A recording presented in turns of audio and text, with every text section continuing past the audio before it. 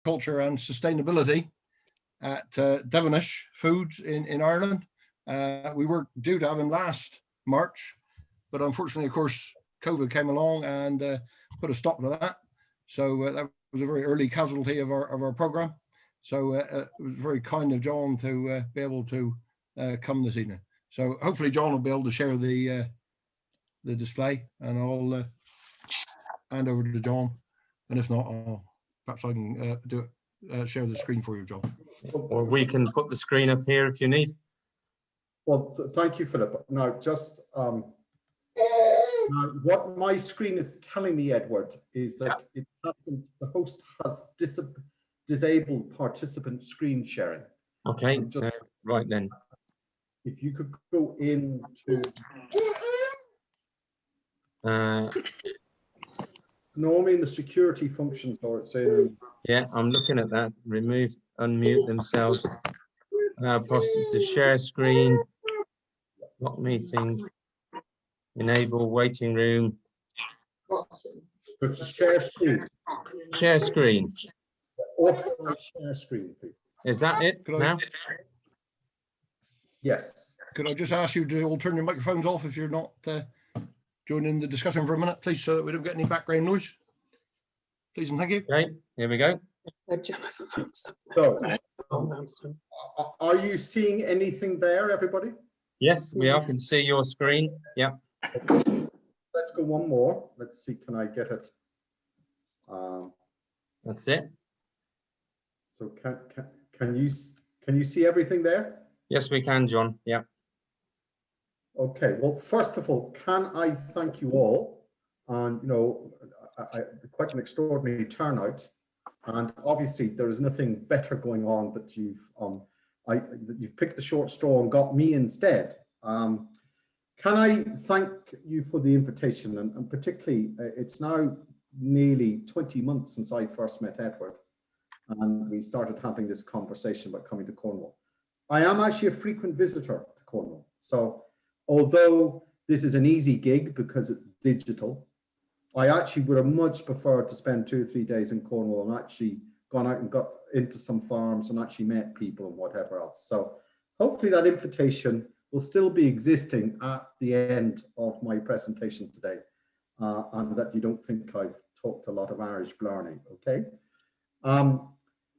The title I was given today was called Rebalancing the Conversation.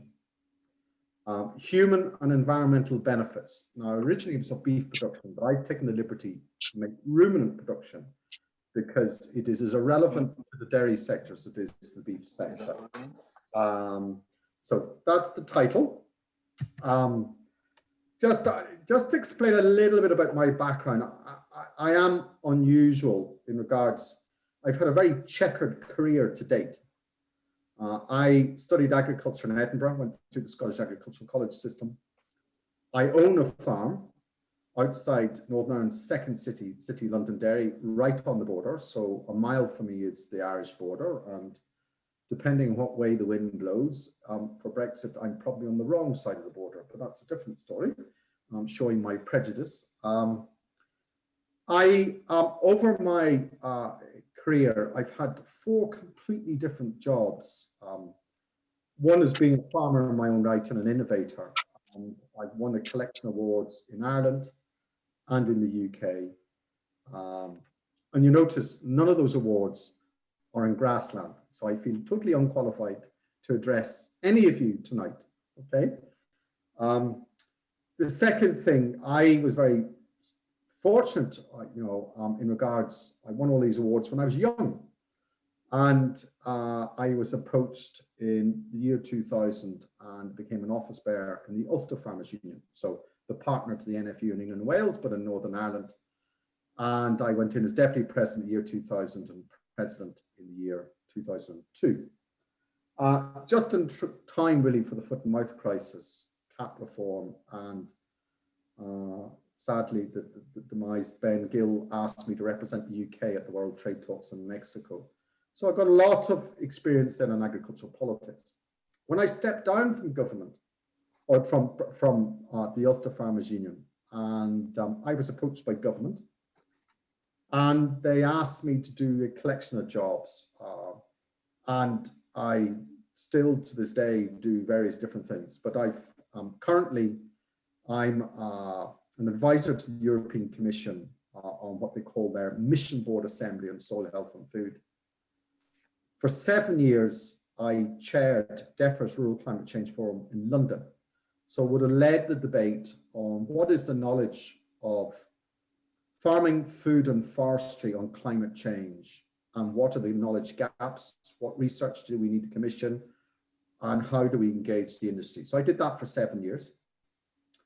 Alongside that, I was a commissioner on the Sustainable Development Commission. I actually became vice chair, and we did things like advise government whether we should go back to nuclear, advise government whether we should actually build a tidal barrage across the Severn estuary, which actually was probably the most explosive piece of work we did, and the commission really disintegrated on that. Because what it showed me is if that tidal barrage had gone ahead, we would have displaced 5% of the total greenhouse gas emissions from the United Kingdom. So great for helping us on our climate change agenda. But at low water, it would have held the water back and would have displaced feeding grounds for breeding waders birds. And we had a complete, huge argument in our commission about what is better, helping climate change or helping feeding birds. And it's the first time for me, it was an education for me that actually there are huge debates and arguments going on between different environmental sectors, and that it's not just farming against the environment or vice versa, is that there are some huge trade-offs within the, and it's important that we understand that. And I did a stint then, I was invited back then from my old college, what was SAC, now SRUC in Edinburgh. And I was a non-executive director for 7 years, and I set up their carbon management centre, which is the most successful carbon management centre in the land-based sector anywhere in the Isles. And if that wasn't enough, I became a regulator. For 4 years, I was a regulator in the Energy Authority or Utility Authority in Northern Ireland. And we put the power stations into the European Emissions Trading Scheme.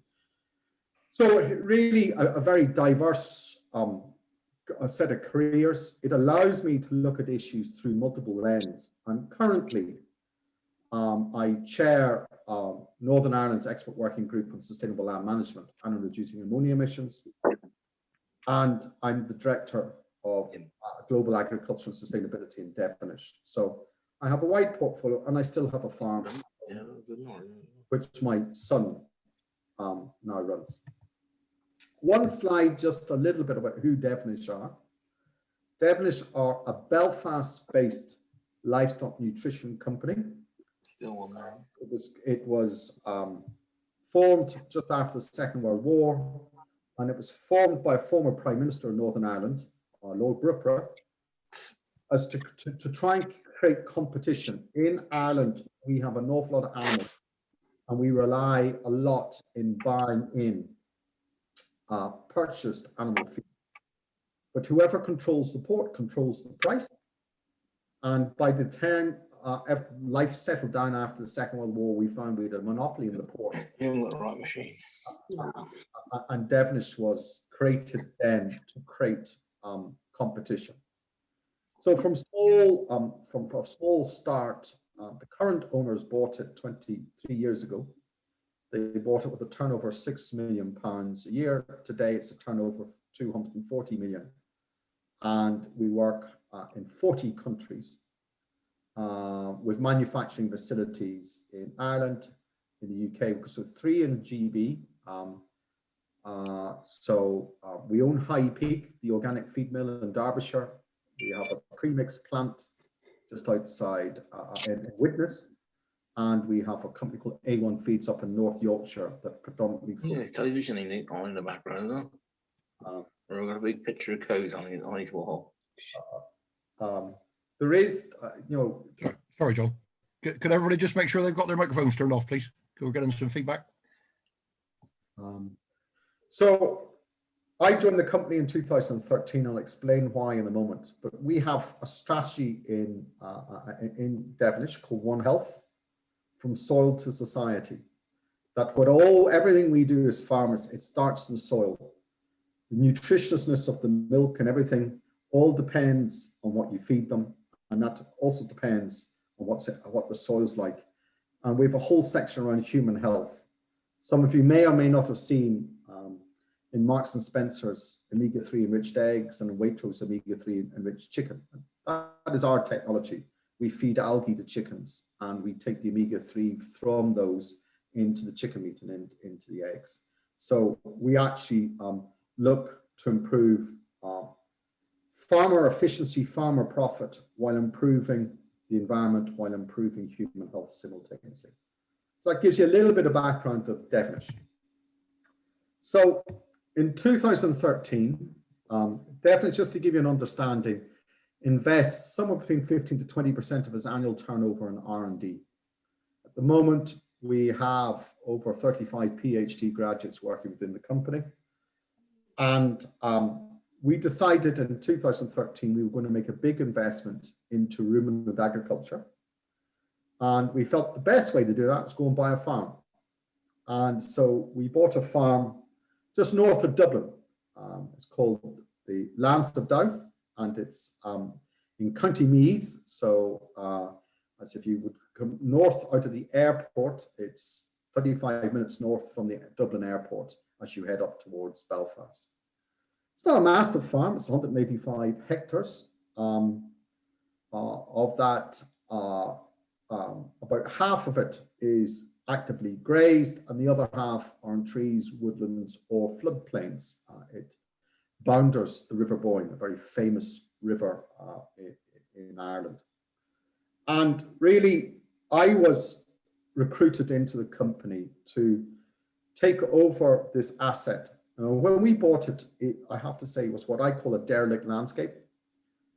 Much that it's soil, it's a lovely brown earth, medium loam soil, but it had been neglected for 40 years. All that had happened on this farm was one crop of hay was taken off it every year. No livestock were on it, no lime was applied, there were no fences left, trees were lying on their sides. And in the first year, we were utilizing somewhere between 4 to 4.5 dry ton per hectare per year. So really, really, really underperforming. And I was asked to create a vision. And so my vision, and bear in mind where I came from, it was one of the reasons why I was asked, one of the reasons why I was asked to do the job was to actually create a vision around how do we approach carbon net zero or carbon neutral. And so we created a vision, a strategy, was we would develop a farming system that would deliver carbon neutral beef and lamb by 2025, while still looking to drive profitability within the business. The only reason I don't say dairy there is that the whole of the farm is also in a UNESCO World Heritage Site. And anything I do, I have 2 sets of heritage regulators that breathe down my neck. So the idea of building a milk parlour and the infrastructure around that really was greatly frowned upon. So at the moment, we wanted to focus at least on ruminants and grazing. So we've gone with beef and lamb, and that was the only reason why rather we didn't go with dairy. So on the farm, we have delivered a collection of different programs, because at the end of the day, you and I, as farmers and land managers, we don't, we have to deliver more than carbon. We have to deliver profitable food. We have to deliver biodiversity. We have to deliver improved water quality. There's a lot of different things we have to deliver. We don't have the luxury, like some of the environmental NGOs, just to be talking about birds or something else. We have to look at it through a far wider lens. So we started first of all with the soil, and we created and are now delivering a complete soil improvement program, not only looking at soil fertility, but looking at soil health. We then started to look at creating carbon baselines, and I'll talk more about that in a moment, to actually measure carbon sequestration. On top of that, then, we were acutely aware that we had a deteriorating water quality issue in Ireland, where we have runoff off our lands of soil and farm nutrient, in our case, predominantly phosphate. We have a big phosphate problem. 80% of the phosphate that ends up in watercourses actually get there through heavy rainfall and the excessive rainfall running off the land as such. So we wanted to tackle that.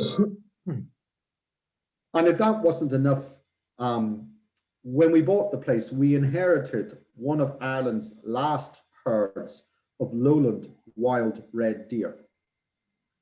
And much that they're a stunning animal. And because we're a lowland farm with high nutrition in our land now, we have some huge animals, absolutely huge animals. So we've got stags weighing 150 kilos.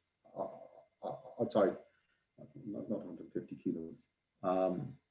The stags weighing over 300 kilos and hinds weighing 180 kilos. So some really big animals.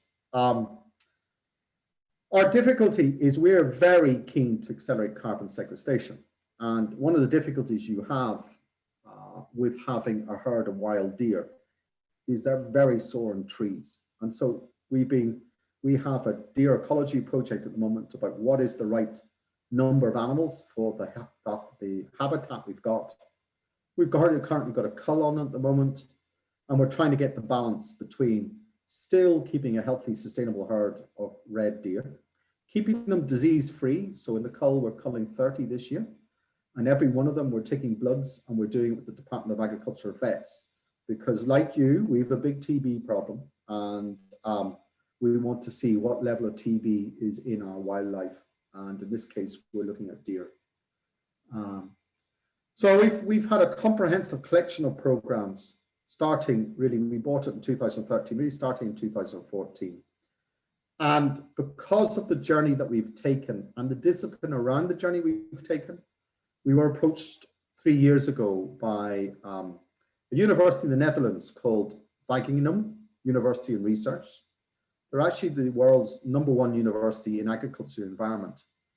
And they approached us to be one of 11 international lighthouse farms, farms that go beyond best practice on 5 continents. And we were picked to be their lighthouse farm for the British Isles, which was extremely flattering, but also has rewarded us well because we've now got a collection of really good research projects with them. And if you're going to do a research project, it actually helps that you do it with a university of such status as Wageningen in the Netherlands. So in looking to drive our carbon neutral journey, we wanted to look at our whole business. And there's a lot of noise around greenhouse gas emissions from agriculture. And we are partly to blame in the industry, and that may be hard to take, but we have allowed our industry to be reported on what we call gross greenhouse gas emissions. In other words, they measure the emissions from our animals, they measure the emissions from manures and slurries, they measure the emissions from soils, wet soils or nitrous oxide, and they measure the emissions from energy consumption. But that's half the story, because you and I, as farmers and land managers, we have a landscape of plants who photosynthesize. They lock up carbon through sequestration and they release oxygen. Now, some of that carbon is recycled when the animals then graze the grass, and then they release methane again. So it's a short cycle greenhouse gas. But some of that carbon gets locked up under the soil, or in the tree, or in the hedge. And actually, one of the reasons my career with DEFRA came to an end is I put this slide up here. This slide shows what I call the greenhouse gas fluxes within a farm landscape. So you can see the nitrous oxide given off, the methane, the carbon dioxide. But the green ones down below is where you sequester. And I said, listen, you need to create a policy instrument that recognizes that farmers just don't emit greenhouse gases. They also lock up greenhouse gases. In fact, we're the only sector in the economy that locks up greenhouse gases. And so I said, what you needed to do was create a whole farm carbon balance sheet on an annual basis. All of us have balance sheets in our accounts. Our accountants sit us down once a year and we go through our balance sheet, we see our net worth, and one hopes our net worth has improved, but it doesn't always improve. And so we want to do something similar, carbon. We came to a impasse, myself and DEFRA and the Committee on Climate Change at that stage, because they said you will never be ever able to measure carbon sequestration. And if you can't measure it, we're not going to build a policy around it. And I said, well, if you don't treat farmers with intelligence, that they do good as well as harm, then you will never get the industry to change its direction. So anyway, I was given my P45 and asked to leave my position, which I did. But it didn't stop me when, you know, I got the opportunity to create this vision in the lands of Doubt. I said to my chairman, Owen Brennan, who's also the major shareholder, I want to deliver the first ever annual carbon balance sheet. I want to actually look at the flows. So to do that, for us, we have to work out our annual greenhouse gas emissions, our annual carbon sequestration, and that gives us a net position. And I'll come back and talk about that later. But if there's any message you take home from me tonight, is that if we have to play this game, it is in everybody's interest that our industry is reported on net emissions per business and not gross emissions per animal or per litre of milk. So how do we go about this? Well, the first thing we did, and I apologize again, well, I'm not going to apologize because we went to the soils first. And I believe, you know, and I came from an arable background, okay, where we would test our soils every 2 years. It might surprise you, I don't know what the score is in your part of the world, but only 20% of soils in Ireland, North or South Ireland, are at optimal fertility, whether it's pH, whether it's P, whether it's K, only 20% are at optimal fertility. And that's because most livestock farmers in our part of the world, I'm sure you guys do it better than us, is we don't actually test our soils. Only 2% of our soils come forward every year for testing. So the very first thing we did in 2014 is we went out and tested our soils, but we wanted a rigor around that. So we did it with GPS, and we also did it beyond best practice, because best practice with us is you take 25 cores into a communal sample on a 4 hectare or 10 acre block. So we decided to take 25 cores from a 2 hectare or 5 acre block, but each one of those cores we were going to mark with GPS. And our idea then, once we got the results in 2014, we would repeat it in 2016, 2018, 2020. And we would try and take the soil from more or less the same place. So we would eliminate noise around sampling error. And so that we actually would try and see the change in soil fertility because of our management. And what you can see in 2014, our farm, these colored maps are our farm in Doubt. These are the grazing areas.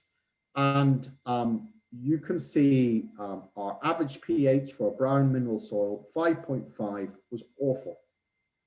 Our potash was borderline, and our phosphate on the whole was awful, bar 4 hotspots. And you can see on the phosphate there, some oranges and reds, or oranges and browns. And interesting, it wasn't until we brought the archaeologists in that we actually found these hotspots were from medieval farmers back 400 to 1000 AD. And what we were picking up was animal and human bones and feces. Now, you know, some of it 1,600 years ago. And it's quite extraordinary that phosphate can remain in the soil for so long. The second thing we did, and I have to be honest, the reason we did it initially was nothing to do with carbon sequestration. I mentioned at the start that we are a World Heritage Site. We're heavily regulated. So if you can imagine yourself farming beside Stonehenge, and by the way, we're 1,000 years older than Stonehenge. We're probably the same age of the blue stones that were hauled the whole way from Wales that have been in the publicity in the last, in the last week. So we're of that age, okay? So surprise, surprise, we are very limited to what we can do. So the best way, and bear in mind I used to be a regulator myself, the best way to crack a regulator is to bamboozle them with data. So what we did is we tied up with the School of Archaeology and University College Dublin, who advised us to do a aerial survey using a technology called LiDAR. Now, I don't know if anyone's ever heard or seen of a technology called LiDAR, but you can see that picture of the helicopter there. And you can see on that helicopter, there are two outriggers. And at the end of each outrigger, there's a circular disc. Now, this circular disc is actually a laser beam. So most of you will have heard of radar, which is basically sending out radio waves, bouncing them, and then coming back. And you mentioned them. Ships have them, planes have them. Well, LiDAR is the same technology, but it uses laser beams. And in fact, anyone who's got smart cars with automatic headlights and collision prevention, that is LiDAR. And it's normally up behind your mirror on the windscreen, okay? So the idea of this technology is you fly over the landscape and you send a laser beam down and it bounces back up, and you measure the speed to which it bounces back up. But you actually send, just to give you an idea of density, you send 40 laser beams per square meter. So a satellite does 1 scan per 30 meters. LiDAR does 40 scans per square meter. So the precision is extraordinary. And it brings you back up this data set, to which then you use fancy bits of software to do different analysis. So what you can see, the photograph in the middle there, that is a 3D model of some of the hedges and trees on our farm. And LiDAR allows you to do this. And when we did this work, we did the LiDAR initially to see, could we find any of the missing archaeology? And you know, we have some ancient woodlands, 400 years old, but you've got a landscape that's 6,000 years old. There easily could be archaeology under the trees. And the LiDAR, you can digitally erase the trees, and you can see underneath the trees using LiDAR. It was originally designed by the military for jungle warfare. So if you flew over during battle in a jungle, you could digitally erase all the jungle to see what your enemies were doing under the canopy of jungle. So we did the LiDAR initially for the archaeology.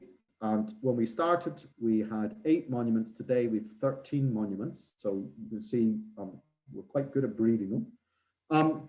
But when we did that, about a month after we did the LiDAR survey for archaeology, the Environmental Protection Agency in Ireland issued a publication that you can see on the right-hand side, which was about measuring the carbon in hedgerows in Ireland. Now, I was really interested in this because I feel that we are shortchanged, that our hedges and trees, the carbon that we sequester there is never counted. So when this came out, I approached the Environmental Protection Agency and Teagasc, that logo down at the bottom right-hand side, that is the Irish Government's Agricultural and Research Advisory Service. And they had actually done the research for the Environmental Protection Agency, a guy called Stuart Green.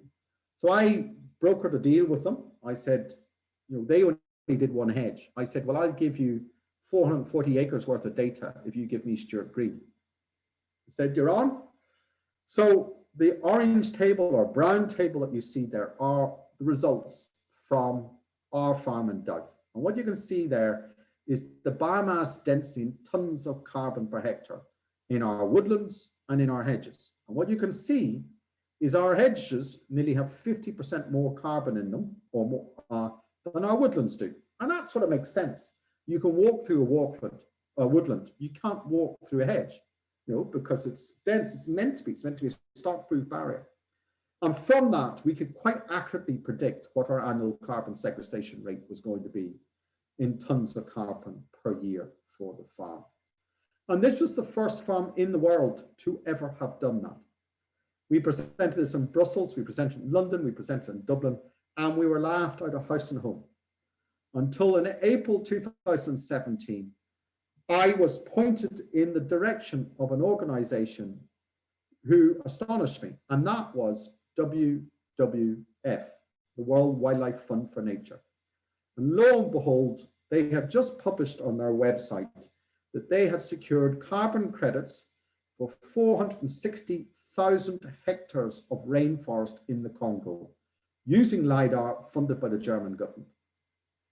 So this was the first time that actually there was recognition that this technology worked and was recognized by the United Nations and by the International Panel on Climate Change. But it had never been done at a farm level like this before. So we have led that, and it's a fantastic technology. And if you come back and redo it every 5 years, you can measure change. You can see that your trees are growing more. Therefore, you have more volume, you've got more carbon, and you can actually measure it. And so when DEFRA says you can't measure it, I can say, oh, yes, I can. And by the way, we can measure it with considerable accuracy. So the next thing then, we wanted to look at the soil in our carbon, carbon in our soil, beg your pardon. And we had done soil sampling and analysis before in 2014, but we only did it to 7.5 centimeters because we were only interested in pH, P and K, calcium, magnesium. But for measuring soil carbon under the International Panel on Climate Change, you need to measure to 30 centimeters. And so what we did is we did a representative sample of soil pits across. That gray image is the naked LiDAR image of our farm Douth. You can see the huge henge in the middle of it. And what we did is we dug 88 soil pits to 30 centimeters. And we took samples down and sent them to NRM laboratories to do this. And, you know, the other things we knew is our farm had never been plowed for 40 years. In fact, some had never been plowed at all because of its heritage. We also knew it was a mineral soil. We also knew it was a brown earth soil. What we didn't expect then was the carbon result we got. What we found is our average soil carbon in Douth was 2.1%. against an industry norm for mineral soils of 4 to 5%. So we were astonished. We weren't expecting this result. And we went back to NRM and we said, you've made a mistake in the analysis. And they were very upset. No, we haven't. And so we went and did some more test trials, sent them over, and we found that they were correct. And actually, our soil had really low carbon. Now, that is really interesting because the United Nations, through their International Panel on Climate Change, have a subcommittee on soil segregation.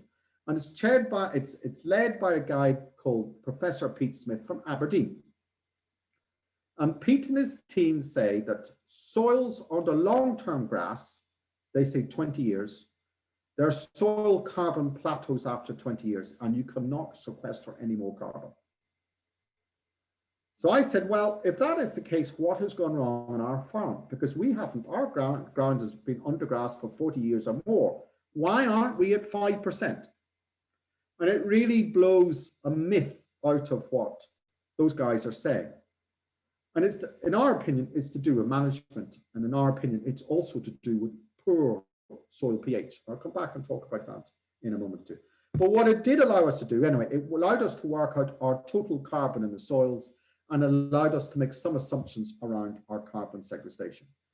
So between the work we did with trees and hedges and the work that we did with our soils, we found out that we, on an annual basis, sequester 665 tons of what we call carbon dioxide equivalents or greenhouse gases.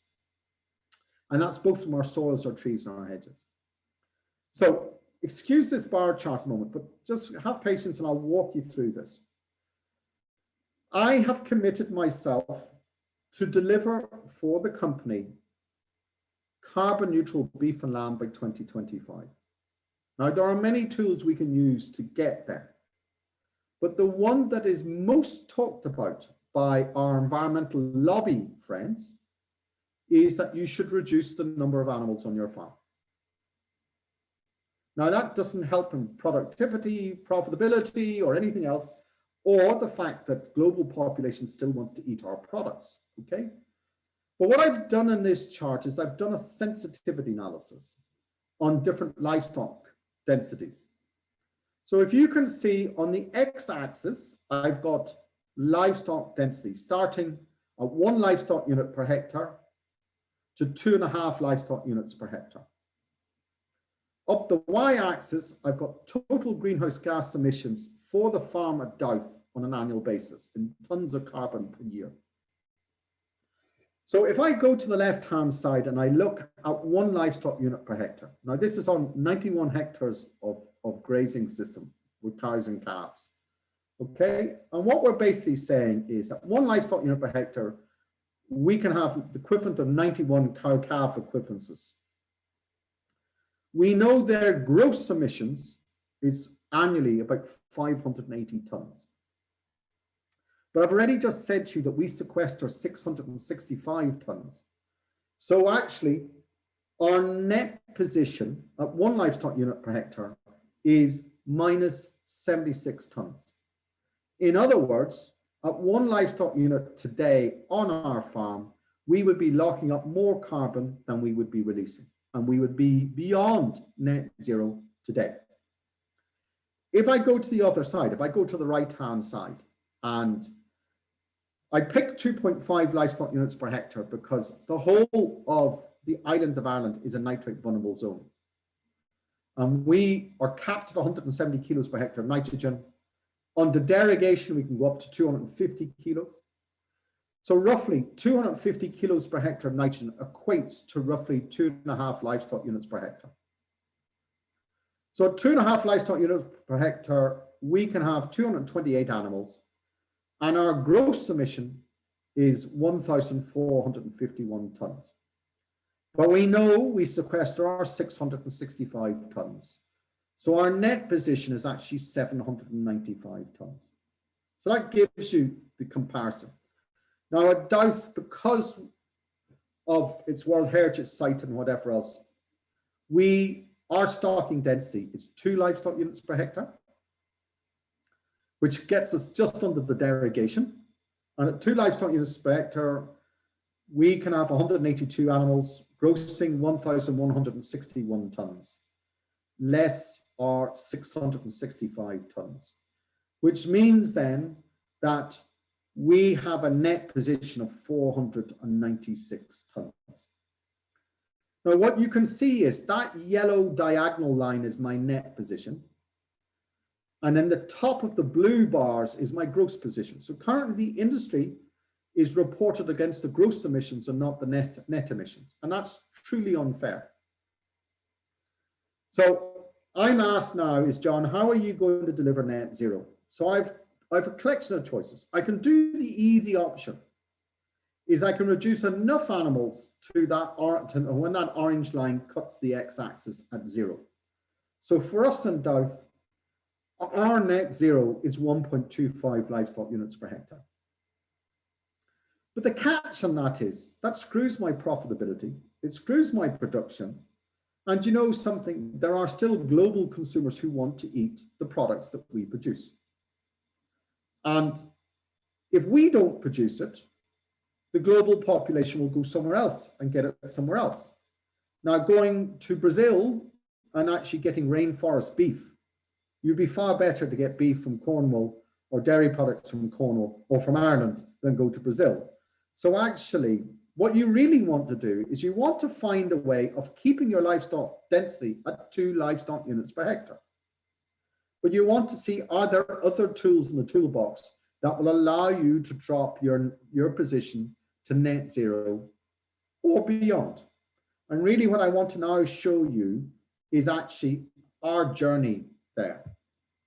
So the first thing we did is we went back to our soils again.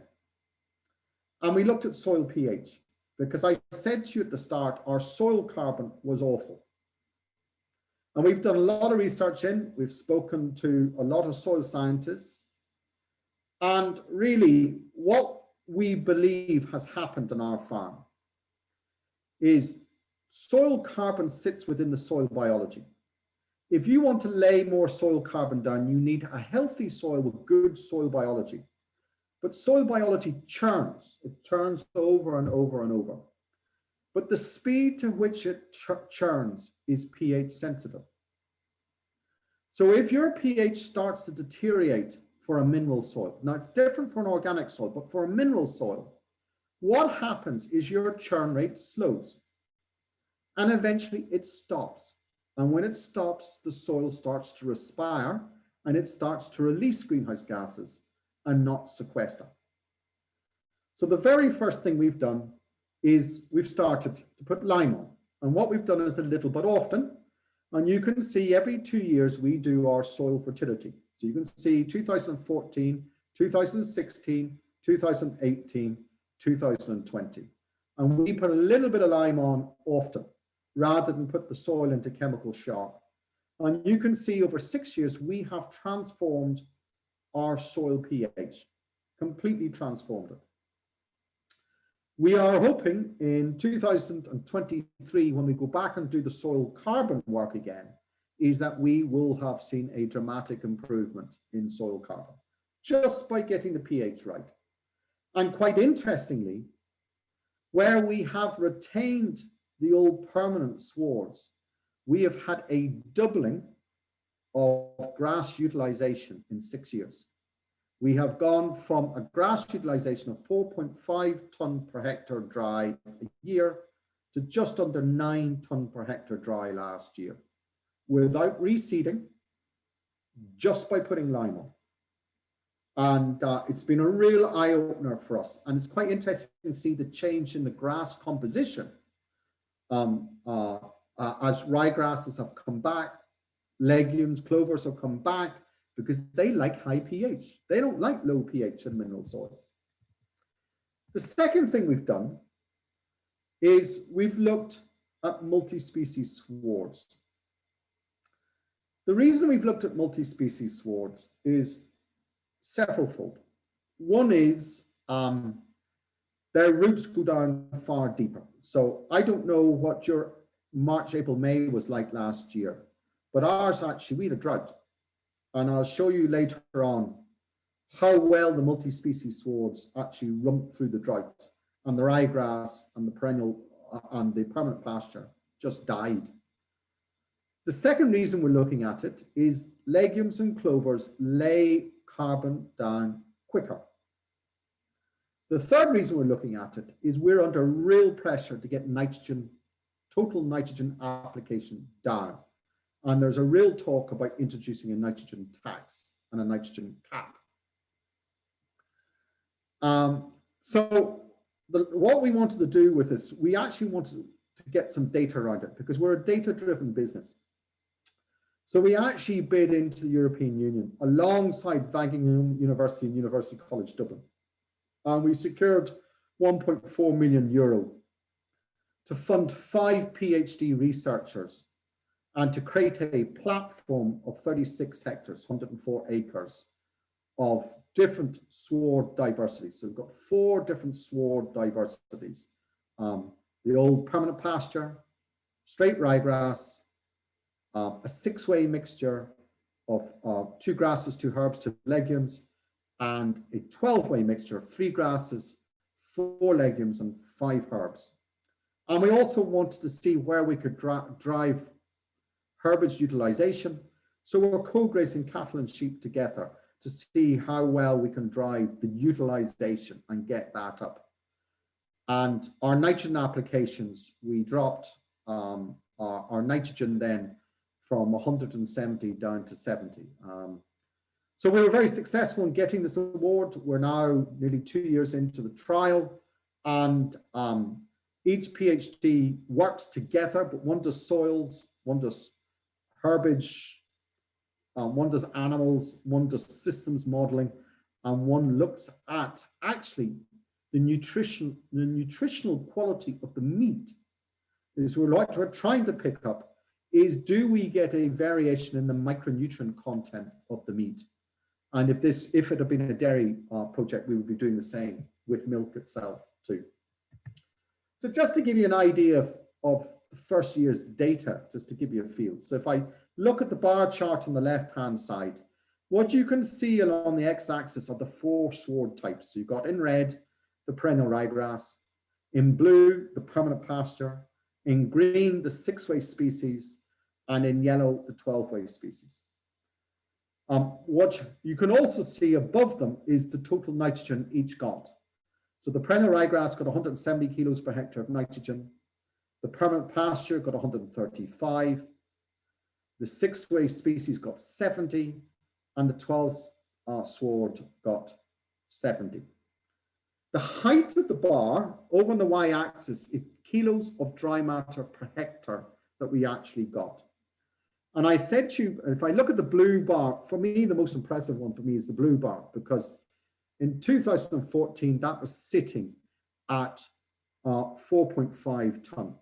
Well, what we actually got there is just under 8 tons. So we've got like an 80% improvement, which is quite stunning with so little nitrogen, and that's the lime effect. With the perennial ryegrass, we got just over 10 ton. And bear in mind, for 6 weeks, we got nothing off it during this sort of April, May period time. The multi-species swards both topped 12.25 ton of dry matter.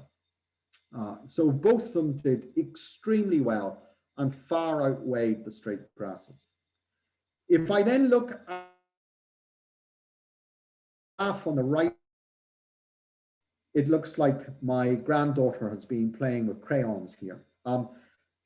Each color it's the same color for your swards. So what I'm saying is the red line is the perennial ryegrass, the blue is the permanent pasture, the green is the 6-way mixture, the yellow is the 12-way sward. And along the x-axis, you've got dates of the year. And then up the y-axis, you've got kilos of dry matter per hectare per day. And what you can see there is certainly in the spring, they all got off really well. And then suddenly by mid-April, the drought kicked in. And you can see everything dropped down, and then suddenly the multi-species swards really took off, and they just left perennial ryegrass and permanent pasture lagging behind. And what was interesting, if you walked into the paddocks, is that in the 12 and 6-way mixture, we still had grasses. So we still had perennial ryegrass in there. And what was interesting is the perennial ryegrass in the multi-species sward never stopped growing. It never droughted. And what we were seeing is the legumes and the herbs with their long roots were able to go down and bring the water up and share it with the grass beside it. And we had extraordinary production. And so, it has worked very well for us. We'll see what this year's data actually shows. Just a little bit on the lambs. If I look at lamb weaning weight, you can see there that both the 6 and 12-way species, multi-species swards, lambs weaned far heavier and got there far earlier. I haven't actually got the dates on this here. And the same to slaughter as well. But also interesting, the ewes, their body score, their body condition score, when they got to weaning, they were in far better shape. And it's quite interesting that they have done extraordinarily well. The beef that we had in there were Derry stroke Hereford crosses and Derry stroke Aberdeen Angus crosses. They were heifers. And so, what really surprised us, and I don't know, these are average daily, a daily gain for the heifers in different swards. And what you can see there, that on the perennial ryegrass, we didn't average a kilo a day. For the perennial, for the permanent pasture, we actually surpassed the perennial ryegrass. But the 6-way species came in at 1.15 kilos per day. So really, the multi-species swards still giving you better live weight gain as well as better yield. So the next area we're looking at is actually the combination of putting trees and animals in the same place. Now, for most farmers, for 99% of farmers in Ireland, this is alien to them. This is where I lose them. This is where they say, I need to be put in a straitjacket and locked up. But, and there is a but, in Northern Ireland, we have the longest silver pasture and agroforestry trials in Europe. They're based in Loughgall in County Armagh. They're 30 years old, and they have planted ash trees and perennial ryegrass together. And what they've done over that period of time is they have actually looked at the total carbon sequestered per hectare in the different systems. So in that blue table, you can see silver pasture, you can see straight perennial ryegrass, and you can see a Sitka spruce plantation. And you can see the perennial ryegrass is sequestering somewhere between 0.6 and 1.2 tons of carbon per hectare. But the silver pasture was double that, with the forestry being better again. Of course, the problem with the forestry is it doesn't allow you to produce any food, while silver pasture does. They also then looked at beetles and butterflies, and and the reason they did that was to see, how it compared. And what you can see there, in all cases, agroforestry, there was more biodiversity in agroforestry than there were in the woodlands or there was in the grassland. But probably the most interesting thing for me for this, and if you ever get to Ireland, and I hope you do, is it's really worth a visit, is they have one extra thing that silver pasture does, and that is it improves the trafficability of soil. Why is that important? Well, for me, the economics of either milk, beef, or lamb production totally depends on how much grass or how much herbage you utilize and turn into selling milk or meat. The reason that extending your trafficability is it allows you to extend your grazing season. And our issue at the moment is in Ireland, we can grow a bag of herbage, but we can't utilize a bag of herbage because it gets too wet. And, I know your rainfall isn't a great pile better than mine, and rainfall is the problem. And what they found on these soils in Loughgall, that they were able to improve soil trafficability by 17 weeks a year. Now that's mind-blowing. So that is getting animals out earlier in the spring. That is keeping them out in the back end, in the shoulder, in the autumn of the year. But it also is, and I know, we have a habit of getting wet summers. And actually, in extreme wet weather, I would say 2 years and 5, we would have animals inside houses in August time because it's so wet in the summer. And so actually putting anywhere between 10 to 20% of your grazing platform into silver pasture gives you a unique resilience tool to actually allow you to extend your grazing season and better utilize your herbage and therefore drive your profitability. On top of that, you get far better carbon sequestration. On top of that, you get far better biodiversity. And what's really interesting, I'm sure in Cornwall, just like we have in Ireland, we have a problem with our ash trees. We've got ash dieback, which is very prevalent out there. Now, I had the pleasure of hosting some colleagues of mine from Chester in October time at this farm in Loughgall.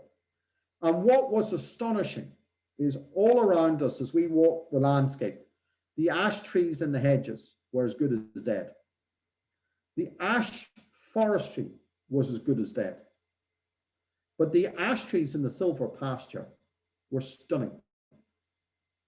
And what they have found is that animals have a synergistic benefit to the trees. Because an ash dieback, the disease is a fungi and it attacks the leaves. And in the autumn, the leaves fall down onto the ground. And then next year, the inoculant is sitting on the ground and the rain bounces it back up the tree. But if you have animals grazing the ground, they eat the leaves along with the grass. And so you massively reduce the fungal spore of ash dieback by putting animals in with trees. And it was one of these observations, and it is quite astonishing, And there's something to be said by our forefathers who used to graze trees and animals together, as they actually knew what they were talking about. So in everything I've talked about at the moment, I've talked about the landscape that you and I farm. I haven't talked about the animal. And I'm going to just talk this one slide about the animal. But what I would say is there are key principles. A healthy herd of animals has a far lower footprint than an unhealthy herd. So the very first thing, if you want to reduce greenhouse gas emissions, is have a healthy herd. The second thing is, in the case of beef and lamb, is your age of slaughter, getting them to slaughter as quick as possible. Really important. With that, then, improving genetics. We know is as you improve genetics, you improve efficiency, you reduce the carbon footprint. So this slide here, I've borrowed from my Australian partners. I work with an organization called CSIRO, which is the Commonwealth Science and Industry Research Organization, which is an extension of the Australian government. And they commissioned about 5 years ago a piece of work to look at all the different mitigation options that you could do with a ruminant animal to reduce greenhouse gas emissions. And so they've summarized it on this graph. So each one of those color bubbles is a technology. The size of the technology is the cost. And then up the y-axis is how good is it at reducing methane, okay? And out the x-axis is how difficult is it to implement. So just to put this into context, if I go down to the bottom left-hand corner, in the bottom left-hand corner, you can see a yellow bubble semi-eclipsed by the orange bubble. Well, that yellow bubble is improving dairy genetics, okay? So we know slowly, slowly catch the monkey, improving dairy genetics reduces greenhouse gas emissions. We know that. If I go above that, that orange bubble is actually using vaccinations to reduce methane emissions. This was a technology that the Kiwis explored about how to vaccinate and change the microbes in the gut to reduce less methane. So yes, it can reduce greenhouse gas emissions, not terribly hard to implement. If I then go right, the red bubble is labeled biochar. What I mean by biochar, I basically mean charcoal. And some of you may have seen a couple of years ago on Countryfile, there was an article about feeding charcoal to cattle and to cows. And yes, it will reduce methane by about 15 to 20%, but it has no nutritive value to the animal. If I go above that, the sort of royal blue color is titled bioactives. Now, what do I mean by bioactives? I'm talking about basically garlic, citrus. Those bioactives, yes, they will reduce greenhouse gas emissions, but you know something? They'll taint the hell out of milk. So the pale blue bubble above that is labeled NOP. It's actually 3-NOP, and it is a new synthetic product created by the Dutch nutrition company DSM. And this is a synthetic product that they have designed and tested at Wageningen University Research in the Netherlands. They are currently trying to get it through regulators in Brussels. But if it came to the marketplace, they're hoping that it would reduce methane emissions from cows and from animals and from ruminants by 35%. The one that is of most interest to me, it's the one that I work with in Australia, is algae. And in case this algae, and you can see there, it's looking at a 60+% reduction of methane. So really, really promising.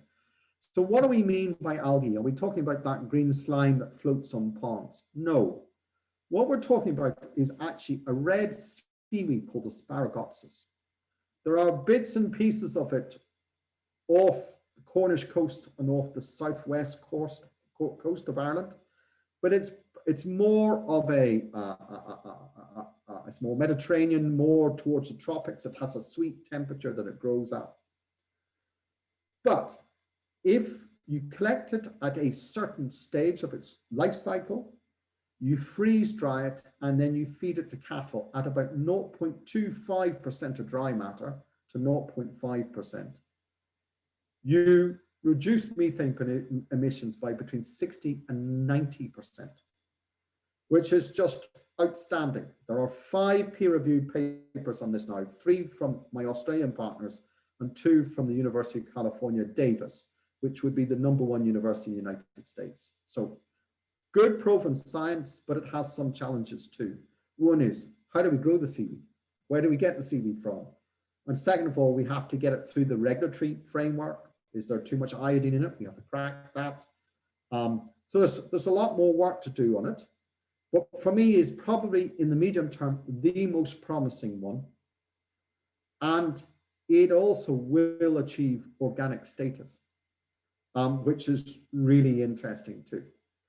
So really what I'm trying to show is between what I've shown you on the land management options and then these collection of solutions, our toolbox to deliver net zero by 2040, as Minette Batters has committed us to, our time frame, I believe our toolbox is quite good.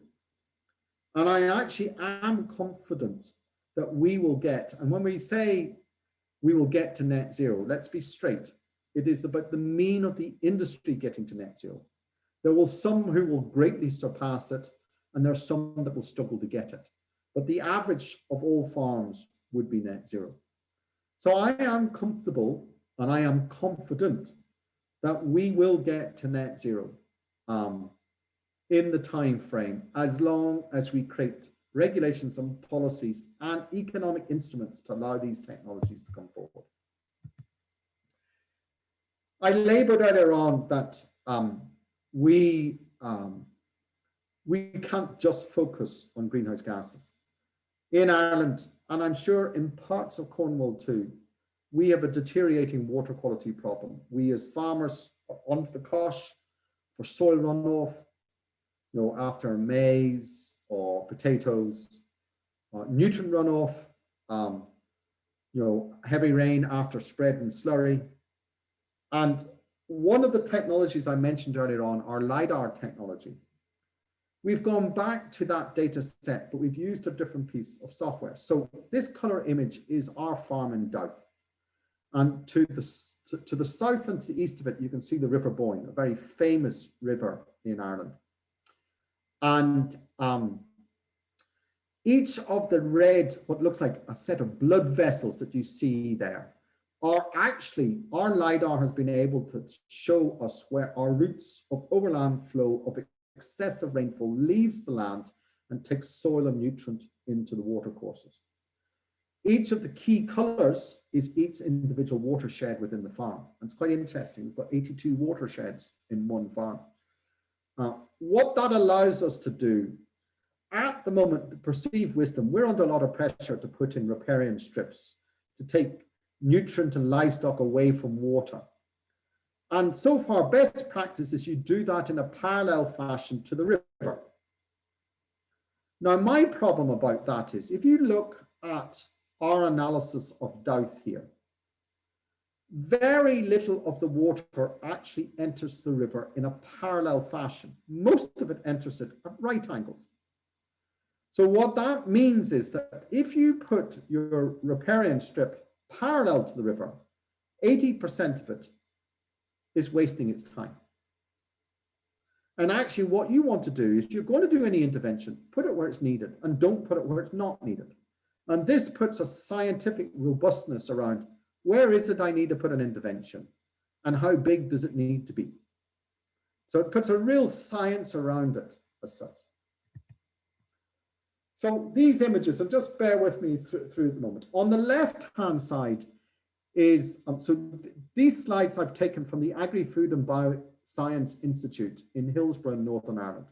So they would be They would be our main science organization in Northern Ireland.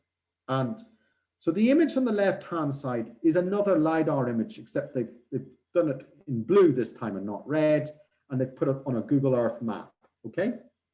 So what you can see is there is a small river running down the middle of those two fields. And then you've got, it actually banks to the north and to the south, it banks up. And so those blue lines are where our rainfall, our surplus rain runs off the fields into the river. So here in this case, what they're going to do, because a lot of this is uniform, they decided that they were going to put a riparian strip in, but they actually were going to plant it with willow coppice. And the reason for that is to see, could the willows actually not stop the water, but filter the water and take any silt and take any nutrient and let the trees grow. And so the middle image that you're seeing there is actually the two grass fields with the willow riparian strip in the shape of that yellow, diagram you're seeing there. And then they're harvesting that willow every 3 years and they're putting it in a biomass boiler.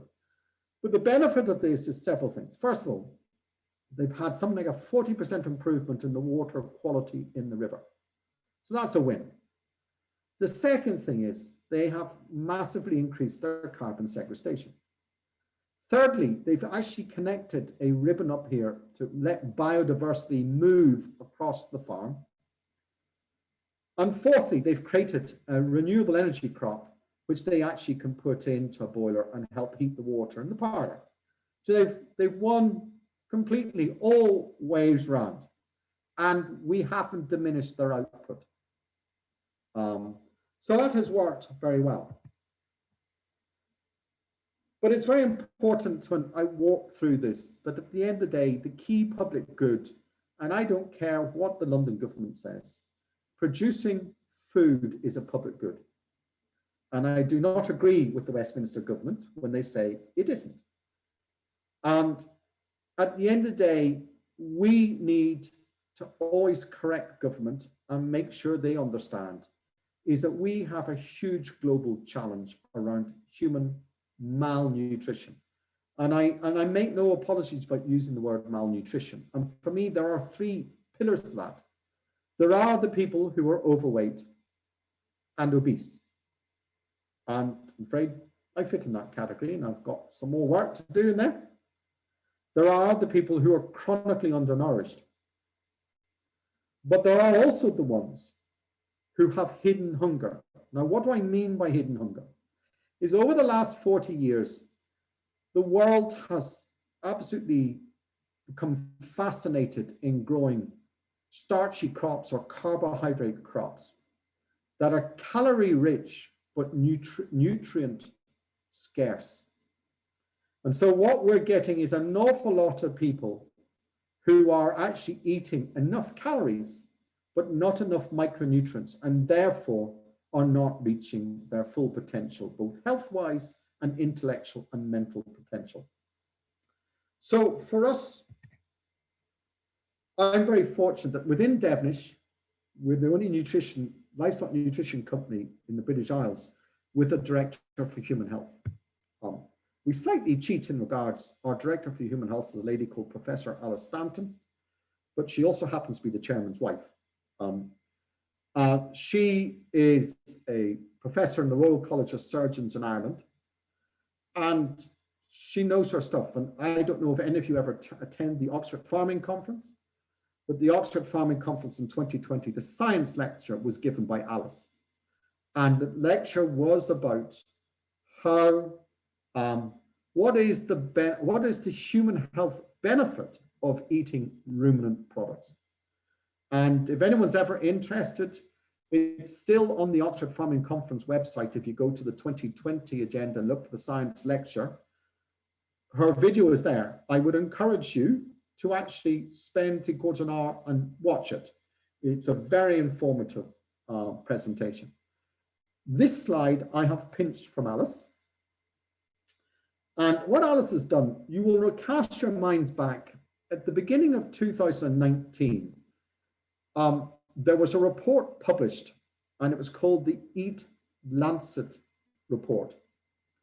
Now, Lancet, for a lot of people, well, Lancet is an internationally credible medical journal.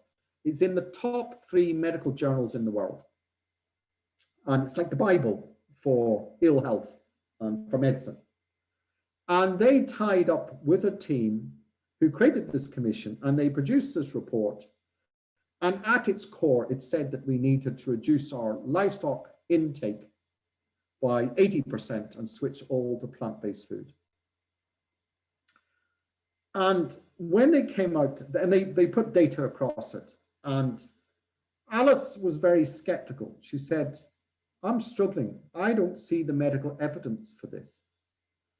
So the table I'm showing you is a table that was published in the Lancet in 2017 and was used by the Eat Lancet Commission for 2019. So it's the same data set. And what it does is it looks at the impact on humans, both in ill health or in deaths.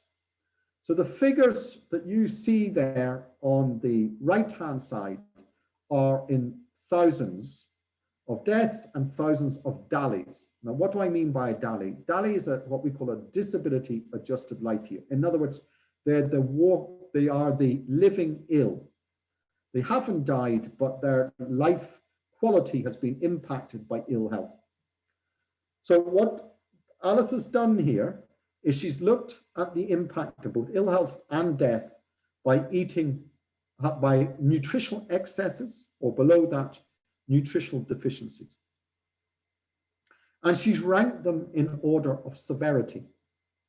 So if I go to the nutritional excesses, the 2 that are highlighted in red are the 2 biggies. One is we eat too much calories, and our BMI is too high. And one is we eat too much salt. And those 2 alone cause 90% of the ill health out there. Those 2 alone. So it's really interesting then, if you go down to the 5th line on that, so you go diet high in calories, diet high in sodium, diet high in trans fatty acids, diet high in processed meats, diet high in red meat. So the Lancet said if you ate too many livestock products, they were bad for you.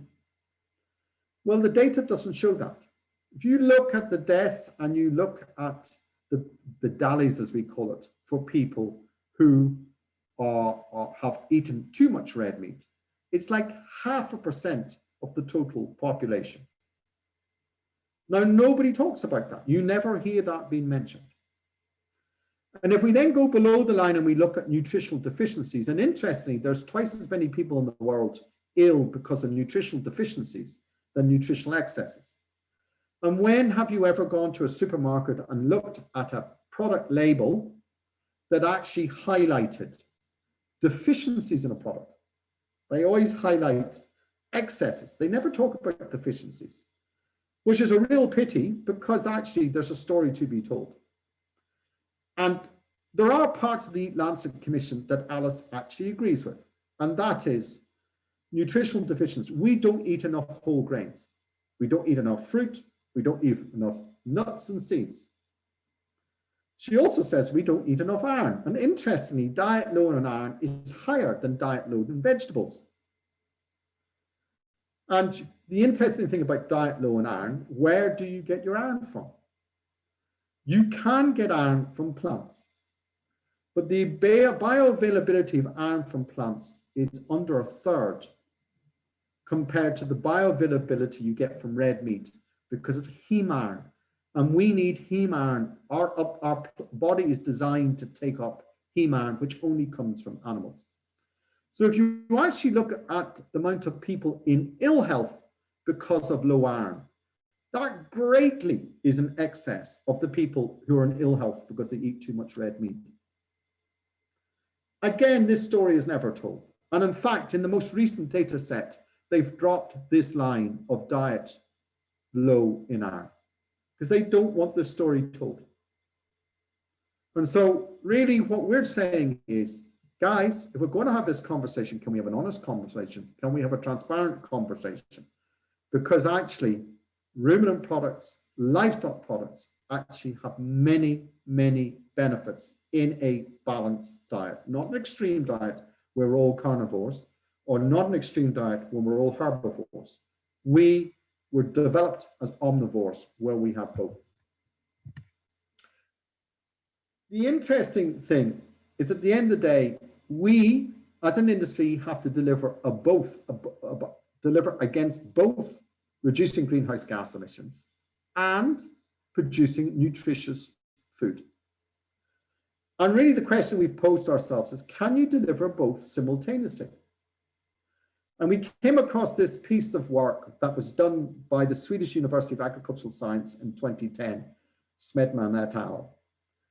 And he was looking at different drinks. So what he looked at is he took milk, he took a soft drink, he took orange juice, beer, red wine, mineral water, soya drink, and oat drink. And what he did then on a per liter basis, he looked at its nutritional density. And lo and behold, when you looked at that, milk came out way above anything else there. They then looked at the greenhouse gas emission per liter of each product. And what you can see, what came out worse was red wine. So I hope there are no red wine lovers in the audience. But what you can see is milk didn't fare too good. And the ones that came out well are the soya drink and the oat drink. And so that is why we are currently bombarded on TV with TV adverts about soya drink and oat drink, is their greenhouse gas emission per liter of milk, or sorry, liter of drink, don't dare call soya milk, liter of drink, are really low. But what the Swedish did then is they created a new metric called the nutritional density per climate index, by climate impact unit, okay? So they basically merged the two together. And what you can see there is in milk, you've got 0.54 units of nutrient per each climate impact. If you go down to the bottom in oat drink, you've only got 0.07. So in other words, if you are going to deliver for the human health and climate change agenda, oat and soya now don't look terribly smart. And really for us, we need to change the narrative.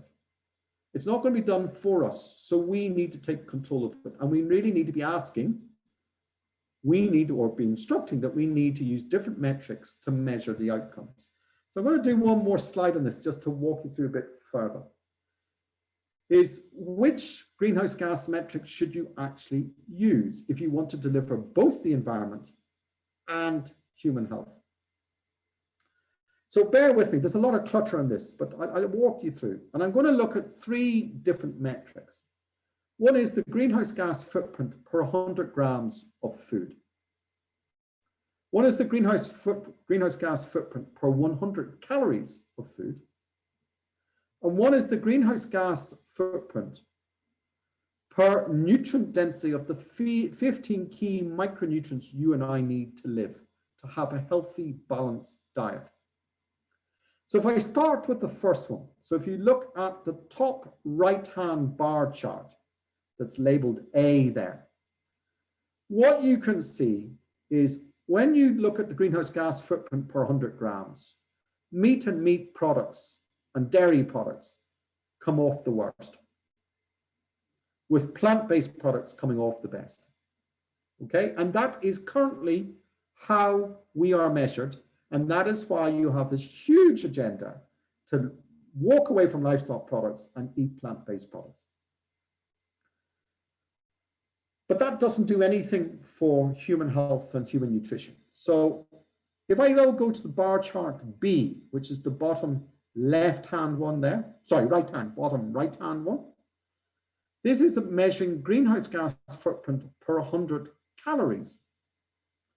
And lo and behold, when you do it per 100 calories, fruit and vegetables come out the worst. Why?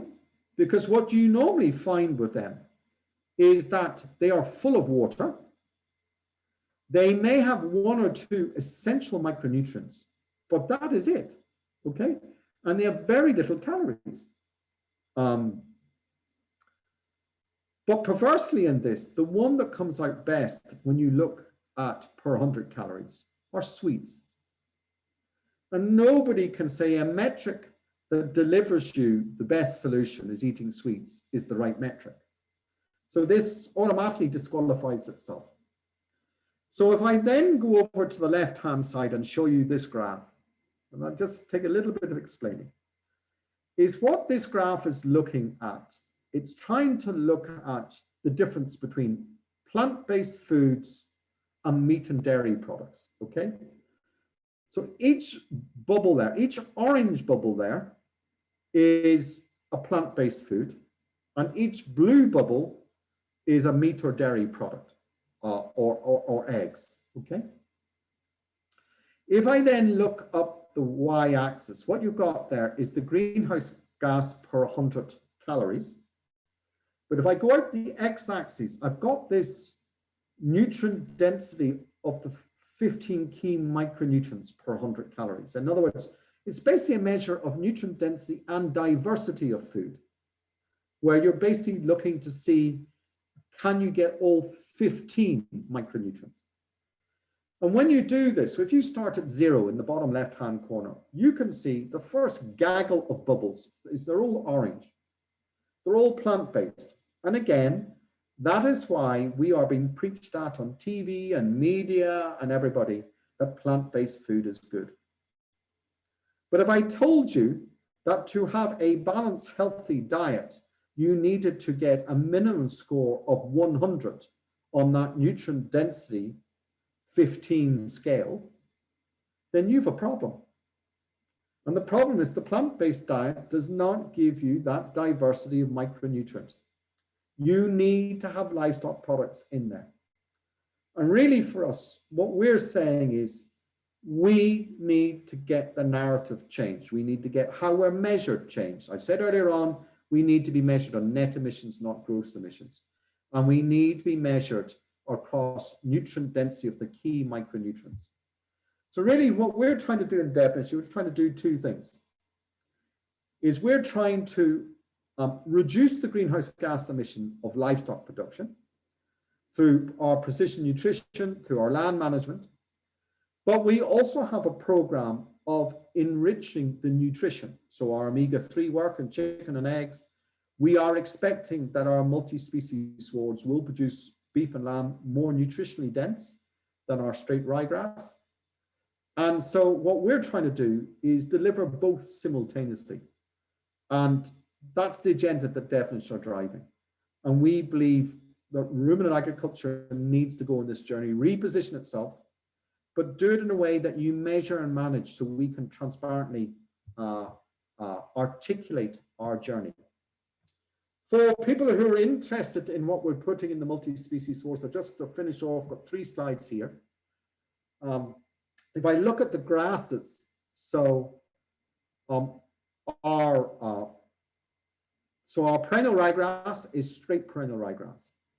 Our 6-way multi-species swards has cocksfoot in it, and our 12, as well as perennial ryegrass, and our 12-way multi-species has perennial ryegrass, cocksfoot, and timothy. So those are the 3 grasses in the 12-way mix. If I then look at the legumes, in our 6-way mix, we've got white clover and red clover. And in our 12-way mix, we've got white clover, red clover, greater birdsfoot trefoil, and sandfoil. And if I look at the herbs, in our 6-way mixture, we've got plantain and chicory. And in our 12-way mixture, we've got plantain, chicory, yarrow, sheep's parsley, and salad burnet. Each bringing their own benefits So I hope I've taken you at a gallop through what we're doing. I hope, certainly in your minds, we've gone a long way to rebalance the conversation. And I hope I've shown you why I and Devenish are passionate that we can deliver human and environmental benefits from a smart ruminant production. I've left with Edward a copy of this, so Edward, please feel free to PDF it. And if people want a copy, my email address is there. So I'm certainly open to any questions people might have if you're still awake. Well, thank you, John, for that excellent talk. And I think Edward's got some questions in the question bar. So perhaps we can have those questions, or I might be able to see them myself. Yeah, I've got several questions here. I think you've answered some of them. The pH one, I think you've covered that one, which was how quickly did you get to raise the pH from 5.5? I think you showed us that on the graph. But a little bit often. No, brilliant, thank you. I've got another question here from Jeffrey. Do you believe bringing livestock back to the farm has also contributed to the production increase, which I think probably, perhaps you could comment on that again for us, please. So, absolutely. What people forget is that if you want good productivity, it's not just about the soil fertility, it's about the soil health. And what people forget is the soil microbiome is nearly a mirror image of the gut microbiome. And it makes absolute sense. When an animal's on that ground and it defecates, it inoculates the soil. So if you take ruminants off a landscape, you lose the inoculant that drives the soil biology. The two are interlinked. And what we have seen, I could show you at Douth, there are still 2 parts of the farm we haven't introduced animals to. They're just awkward. We continuously cut them. And we have not had the production improvements there than we have anywhere where we have put livestock back on. And it's really interesting. I have a very dear friend who farms in Iowa, and he's a typical soybean and maize grower. And in his lifetime, they've lost over a foot of topsoil. In the last 10 years, he has reintroduced cattle there. He now air seeds in winter rye 6 weeks before the maize harvest. So when the maize is harvested, the rye comes up, and then he puts cattle on. The cattle tramp the maize stover into the ground. They eat the rye. They defecate over it. And in 10 years, he has transformed his soils by putting ruminants back into that landscape again. Brilliant, thank you. I have another question here. What were the end application dates for the different seed mixes, please? Pass. Yes, okay, no, that's fair enough. Sorry, I mean, basically, it got a good kick in the spring, right? And the grass then, its last application was the beginning of September to carry it through, and we put nothing on. So in the multi-species swards, they got nothing after April.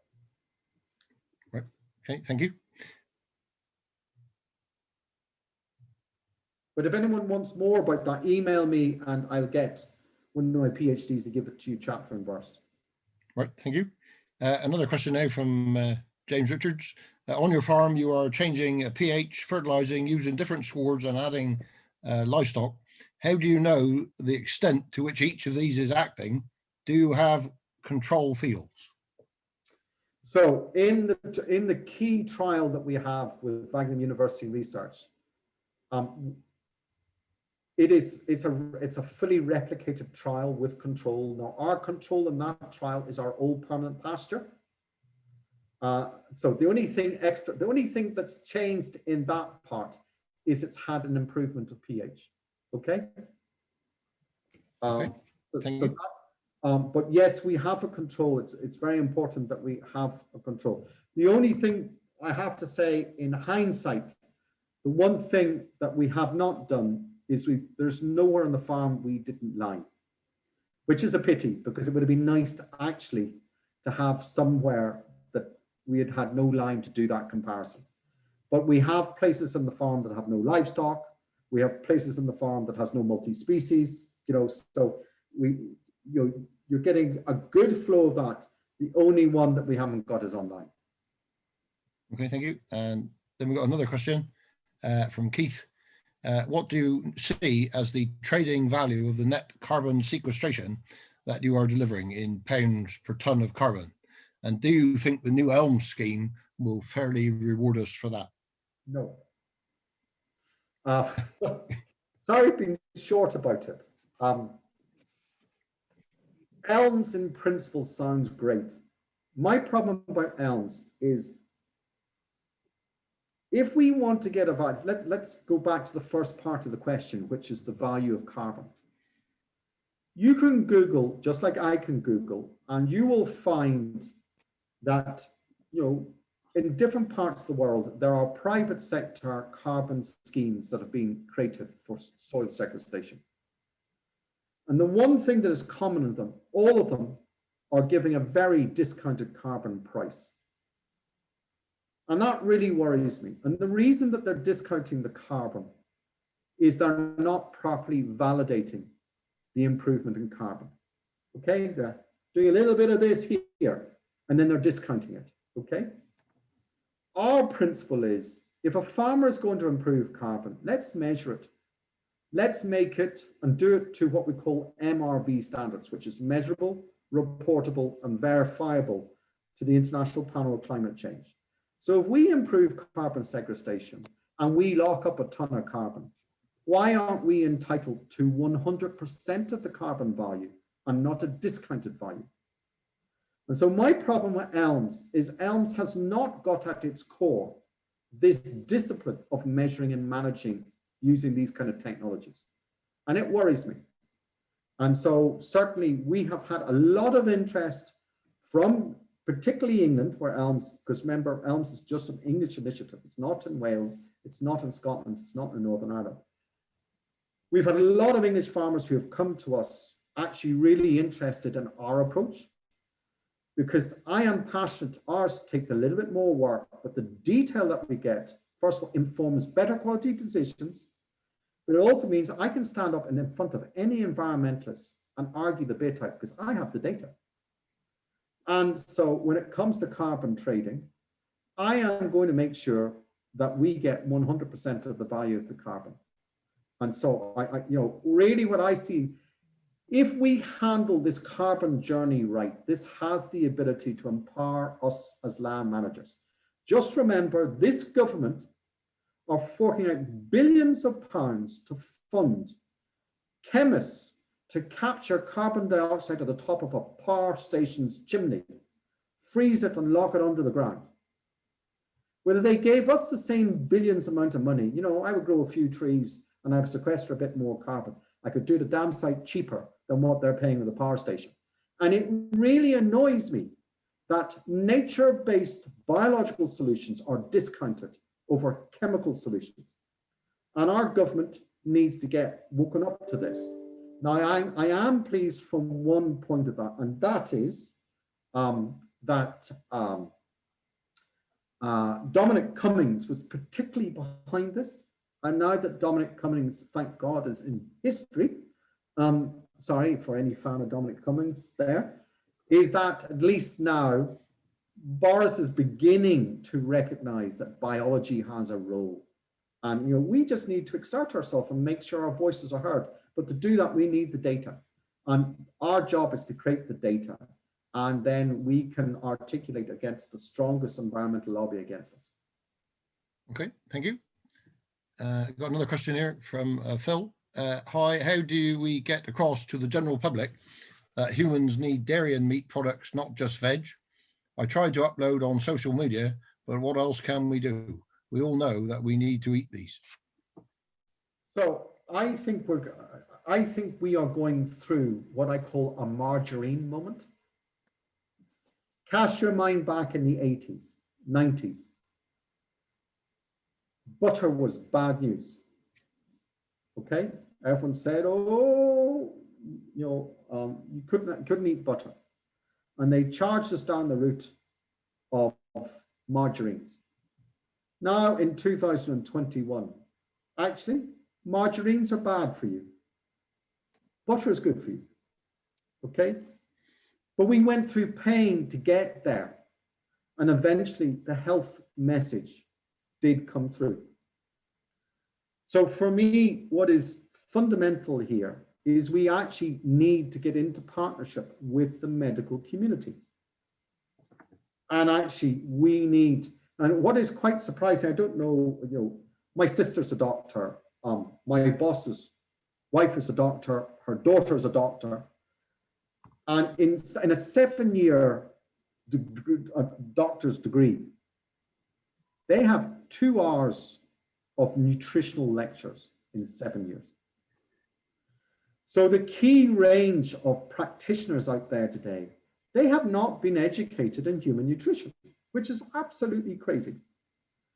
And so there is a growing movement to reconnect food and human nutrition. And I think we as an industry have to work very hard. I don't know if any of you saw last September, October, CIAL, the Center of Innovation and whatever they call themselves in livestock, they came out with a very good document on greenhouse gases, but they linked it to human health. I don't know if any of you ever go onto Twitter, but there's a guy called Frederick Leroy from the University of Brussels. He has an extraordinary tweet.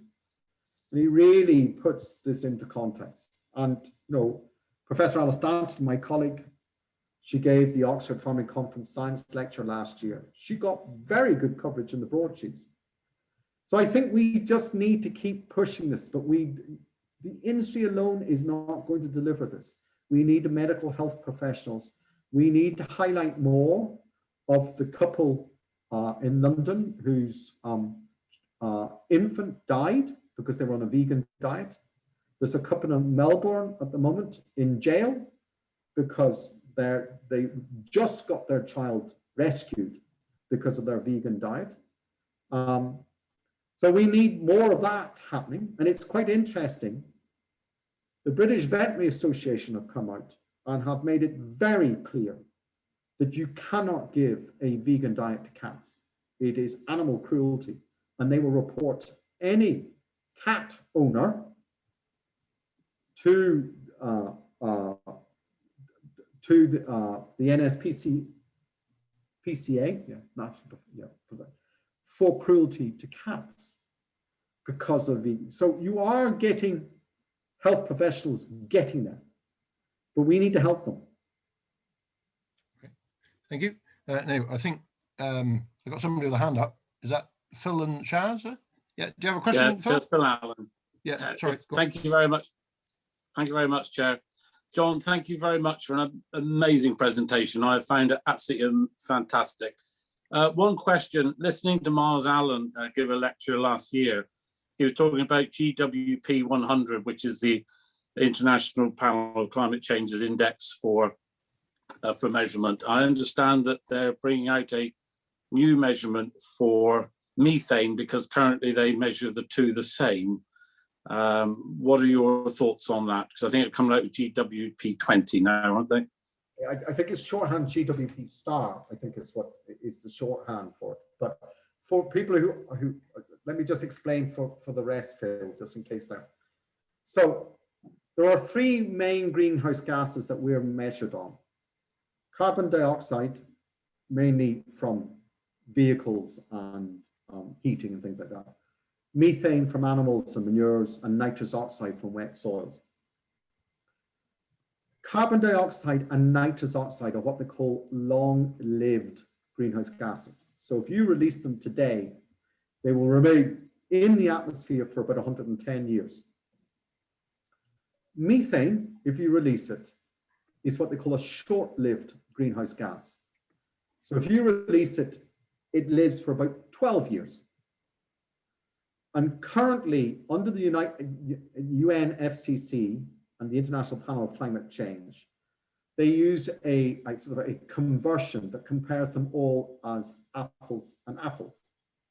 But actually what you've got is 2 apples and an orange.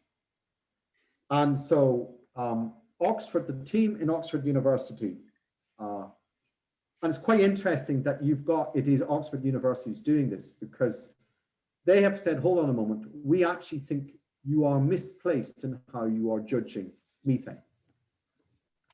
Today, Miles Allen in Oxford University has now 4 years research into this. It is now being presented to the United Nations and the International Panel on Climate Change. And we are expecting sometime in the next year for them to make a pronouncement that we will treat methane differently. Quite interestingly, just before Christmas, the chairman of the UK's Committee on Climate Change, is it Lord Krebs? I call him Gummer. Was he not the old agricultural minister? Anyway, he has written to my minister in Northern Ireland to advise Northern Ireland how to reduce its greenhouse gas emissions. But in that letter, which is in the public domain, he recognizes that methane is different and is going to be calculated differently in the future.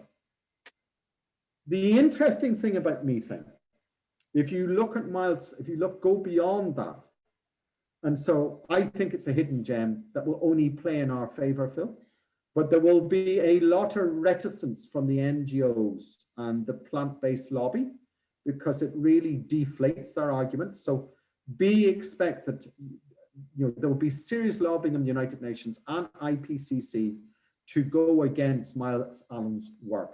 Okay, so we need to understand that. But what he is saying is actually methane being short-lived, and you know and I know, if a cow eats a piece of grass today and belches tomorrow, that greenhouse gas it released is only the same piece of greenhouse gas that the grass in the previous week had sequestered and synthesized. So it's a very short cycle. It is somewhat different if you go and mine natural gas or oil or coal out of the earth that was laid down millennia ago and release it. Of course, you're going to increase the greenhouse gas emissions. So I do think in time, Phil, it will swing back in our direction. But I think 2021 is going to be a rough year for ruminant agriculture. The plant-based lobby have their tentacles everywhere. They're funded by the Gates Foundation, they're funded by the Rockefeller Foundation, and they're funded by the Wellcome Trust. They have tentacles in the United Nations, they have tentacles in the World Health Organization, they've got tentacles in the European Commission. Some of you will have seen 2 weeks ago, the infamous Ursula von der Leyen announced that she was going to withdraw public funding of the promotion of red meat to reduce cancer in humans. There is no evidence that eating moderate amounts of red meat causes any cancer. There is evidence that if you eat excessive red meat, it causes cancer. But if you eat anything in excess, you will cause ill health. So why single out red meat here? So, and that she is being wound up by the plant-based lobby. So I think it's going to get worse before it gets better. And we need to be collegiate, we need to be articulate, and we need to have our data around it. And we need friends in the medical science community who continue to actually call it as it is, not as it's written. And there is an unhealthy relationship with the editorial of The Lancet with also the promoters of plant-based diets. Right. Thank you. Thank you. We've got a couple more questions, and I think with those two we'll have to call it a day. I got a short question from Rachel. What were the culling and testing results on the red deer with regard to TB, please? So, touch wood, we are completely clear. so far. Okay. So we are really chuffed. Mind you, can I just make a comment about this? What is really interesting, red deer are normally found in the top of hilltops. You go to the Highlands of Scotland, you go to Kerry, you go to Donegal. Our herd is unusual. It is on a very healthy, fertile, nutritious lowland plain. So what we have noticed, first of all, is our carcass weight is probably 30% higher than red deer from the Ring at Kerry or from Donegal, where the other two herds are in Ireland. What we also notice is our rut starts a month earlier, and we calf down about a month earlier. Why? Because our animals are really good nutrition. And my comment is, if you have a healthy animal, it can fight many diseases. The health comes first. If you get the nutrition right, you have the health, they can ward off diseases. Now, we also have quite a lot of badgers on our, and we haven't done any culls and badgers yet. But we have, and touch wood now, we've gone 4 years clear of TB. There was TB in the valley when we started. There isn't at the moment. And we have got, our department's vets have really welcomed our initiative. We're the first landowners anywhere in the island of Ireland to do this in partnership and volunteer every single culled animal for blood tests and for analysis. And so it's been a very constructive, and we're pleased to say, touch wood, so far we haven't had one case. Thank you. And the last question, I'm afraid it'll have to be, because we're pushing towards 9:30. So as agriculture, this is from Ben, as agriculture has discovered it's pretty easy to destroy soil carbon, we've gotten pretty good at it. To what extent do you think farmers can accumulate soil carbon consistently on a year-to-year basis, when there is a massive learning curve to accommodate, and most can't, they're not sure of how to accumulate the carbon? Will it be 2 steps forward and 1 back? And how does this affect the payment of carbon credits? So the one really difficult thing about soil carbon sequestration is it's slow to make a statistically significant change. So if I showed you what we did at our soil pH, we were able to measure every 2 years and we could see change. In soil carbon, it's more like 5 years. So the window of interval is far further. It also is very time consuming to measure. So one of the things that we're missing in our toolbox is some handy digital kit that can measure soil carbon quickly. And interestingly, I do, as I said, do a lot of work in Australia, and the University of Sydney has one of the biggest soil teams. They've 86 soil scientists in one university, which is just wow. And they are developing a handheld probe that they hope will be able to give that answer. Now, I think that's the Rolls Royce. I think they've some way to go there. So I think that is a difficulty, because if you can't measure, it's very hard to manage. What we do know is there are a collection of different management options that will improve soil carbon. We do know if we improve the pH. We do know if we use multi-species soils. We do know if we use silver pasture. We do know if we are more careful with our slurries. And I don't know what the situation is in Cornwall. We've a huge problem with ammonia in Northern Ireland at the moment. You will not get planning permission for any new expansion of livestock in Northern Ireland at the moment because of ammonia. And slurry is the big culprit. Now we have a big race here to move to trailing shoe and dribble bars in the slurry. My worry, I actually believe that our soil health today under Grassland is worse now than it's been in 40 years. And I'm not proud to say that. And I am the biggest single finger wagging that I'm going to do. I'm going to put it at slurry and the ammonia in slurry. And you say, hold on a moment, you can't say that. Slurry is really important. It is important, but let me just explain about ammonia. Ammonia is toxic. In the end of the Second World War, when the United States forces were driving the Japanese back across the Pacific Ocean, they went from island to island. And every time the Americans captured an island, the first thing they did is they built a huge runway to which their bombers and fighters could get further west. And one of the interesting things when they built that runway is they dozed the trees off it, they leveled it up, and then they sprayed neat anhydrous ammonia on the soil. Why? Because ammonia in concentrations kills soil biology dead. And if you get rid of soil biology, your soils slump and they go like concrete. Now, we are not using neat anhydrous ammonia, but when you create slurry, if you go back to your fathers and grandfathers, they use farmyard manure. The difference between farmyard manure and slurry is the ammonia issue. Ammonia is only created when urine and feces mix. The great thing about farmyard manure is the urine was soaked up by the straw or whatever else. And so you didn't have the same mixing. Plus you composted it and you've got a biological compost that you spread.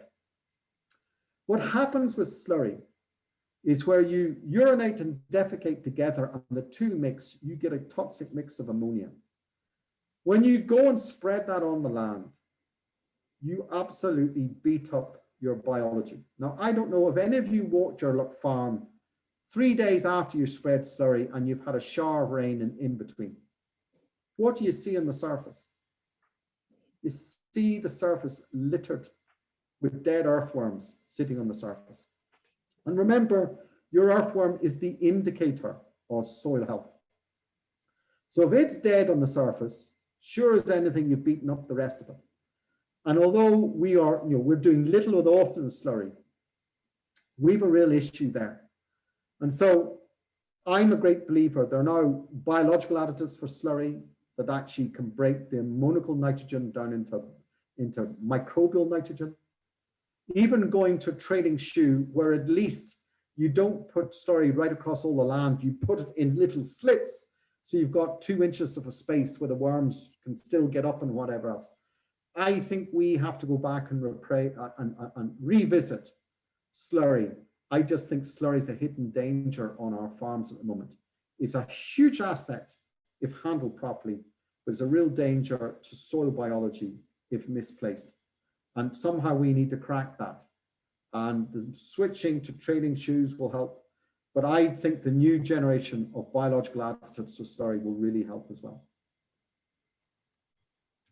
Well, thank you very much, John.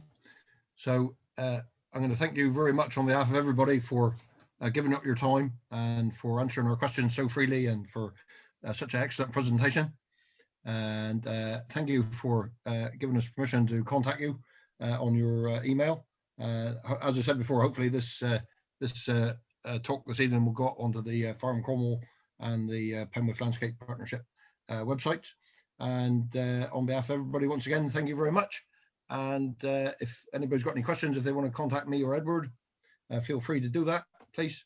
And we can help you from there. And we look forward to meeting you perhaps in person once this COVID emergency is over, John. Well, can I just take you up on that and just say, I do hope to be in Cornwall before the year's out. So I'd love, if people are interested, I'd love to come and visit, okay? Likewise, once we get travel restrictions out of the way, if any of you want to come to Ireland and see for yourself our journey, you're more than welcome, okay? Because I always believe seeing is believing. And we're no different to anybody else. We just probably put a bit more discipline into getting the hard data. And then when you get that, our decisions are just better informed. And on the whole, we never get them all right, but hopefully we get more of them right. So you're most welcome. Well, that's very kind of you, John, and thank you very much. And thank you for all attending. just to let you know that next month we've got Brenneman's doing a presentation for us on methane capture.